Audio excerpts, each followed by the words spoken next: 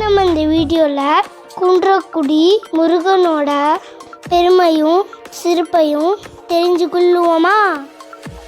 ஒரு காலத்தில் அரசவனம் என்று அழைக்கப்பட்ட முருகனின் திருத்தலம் நம்ம தமிழ்நாட்டில் சிவகங்கை மாவட்டம் குன்றக்குடி அமைந்துள்ளது.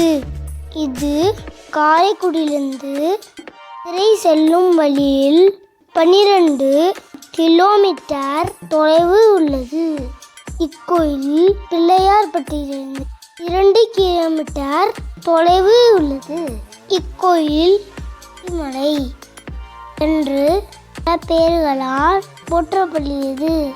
இக்கோயில் பார்ப்பதற்கு நிமிர்ந்து நிற்கும் மயில் போல தோற்றமளிக்கும். இங்கு அரசமரம் பல விருட்சமாகவும் தேனாறு தீர்த்தமாகவும் அமைந்துள்ளது.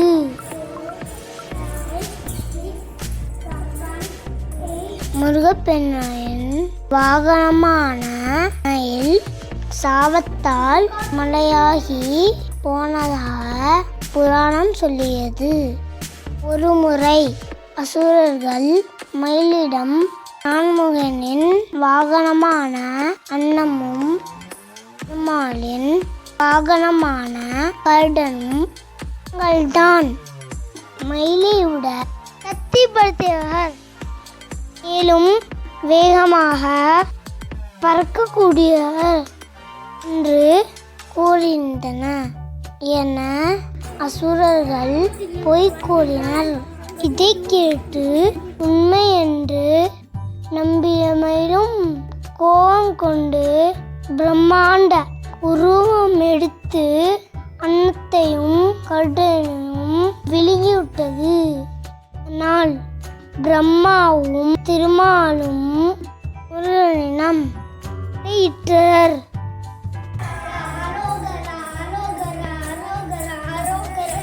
முருகப்பெருமான் மயிலிடம் இருந்து அன்னத்தையும் கருடனையும் மீட்டு கொடுத்துவிட்டு மயிலை மலையாக மாறி போகும்படி விட்டார். தன் தவறுக்கு வருந்தியர். மயிலும் குன்றக்குடியிலிருந்து மலையாகி போனது. முருகனின் நினைத்து மலையாக இருந்தபடி தவம் செஞ்சது. முருகப்பெருமான் மயிலுக்கு சாப விமோச்சனம் அளித்தார். மயில் உருவம் கொண்ட அந்த மலை மீது எழுந்தருளி அருள் புரிந்தார் என்கிறது இக்கோயில் தல வரலாறு.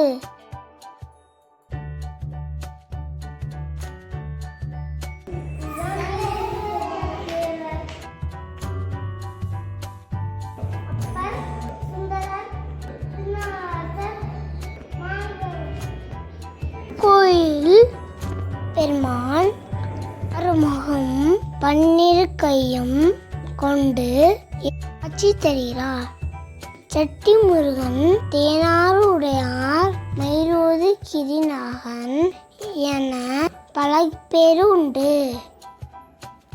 இங்கு பெரும் திருவிழாக்கள் வைகாசி விசாகம், கந்த சஷ்டி, கார்த்திகை தீபம், தைப்பூசம், பங்குனி உத்திரம், தீப்படி பூஜை, ஆவணி மூலம், பித்ரு திருவிழா, புரட்டாசி, அம்பு போடும் திருவிழா போன்ற விழாக்கள் சிறப்பாக நடைபெறுகிறது. அப்போது இந்த குடமுழுக்கு வரை நவக்கிரகங்கள் நின்ற நிலையில் ஒரே முகமாய் முருகனை நோக்கி வணங்குவது சிறப்பு. முருகனை வழிபடுவதால் நவக்கிரக தோஷம் நம்மை அணுகாது. குடியில் மலைக்கோவில் கீழ்கோவில் என இரு பகுதி உள்ளது. முருகப்பெருமானின் ஆலயங்கள் முருகனுக்கு இருபுறமும் தேவியர் இருவரும் நின்று கொண்டிருப்பார்கள். ஆனால் குன்றக்குடியில வலதுபுறம் வள்ளியும் இடதுபுறம் தேவானையும் தனித்தனியாக மயில் மீது இருப்பது வேறெங்கும் காண முடியாத தோற்றமாகும். இது ஆணும் பெண்ணும் என்று குறிக்கிறது.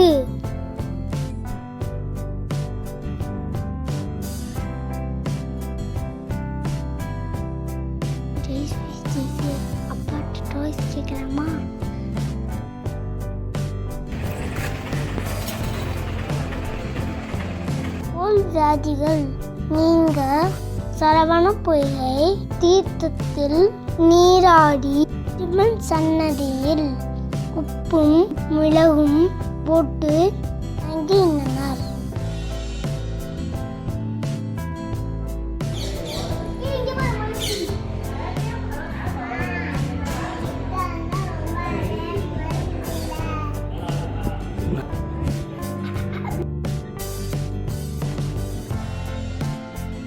பாண்டியருக்கு பிளவை நோய் ஏற்பட்டு எவ்வளவு ராஜ வைத்தியம் செய்தும் குணமாகவில்லை. வலி அதிகமான இருந்ததால் துடித்து போனார். இந்நிலையில் உப்புமணியும் செய்யும் ஒருவர் தன் குலதெய்வமான வேண்டி கொண்டு விபூதி பூசிவிட்டு கூட இருந்து உருவினார். ஓதிய துணியில் கிளவை கட்டி உடைந்து நீங்கியது. இரமருது பிளவை நோய் தீர்த்த விரல் மறந்தே ஆறுமுக அப்பா குன்றக்குடி எங்கும் அற்புதமே என்ற குன்றக்குடி பாமாயில் வரும் வரிகள் கூறுகின்றனர். மருது குன்றக்குடி ஆறுமுகனை பார்க்க விரும்பினார். அவர் வந்து பார்க்கும்போது கோயிலை சுற்றியும் புதர்மண்டி கவன் பிண்டி இருந்த குன்றக்குடி மலைக்கோவிலை பார்வையிட்டு திருப்பணிகள் செஞ்சார்.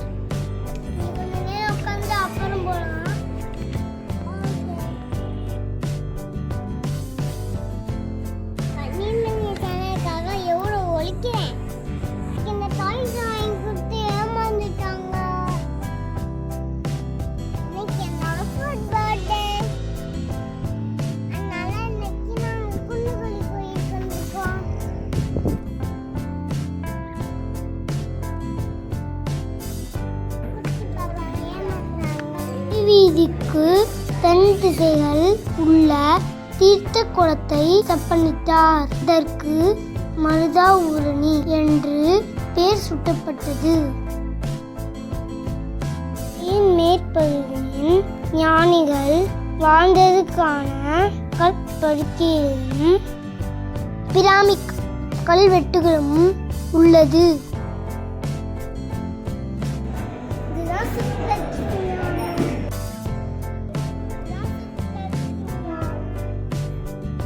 இங்கு குடைவரை கோயில் சன்னதிகளும் உள்ளது. அகத்தியர் பாண்டவர்கள் வழிபட்ட தலம். கலிங்க நாட்டு திருமண் எடுத்து வந்து வழிபட்டு வைத்து வழி நீங்கியது இத்தலமாகும்.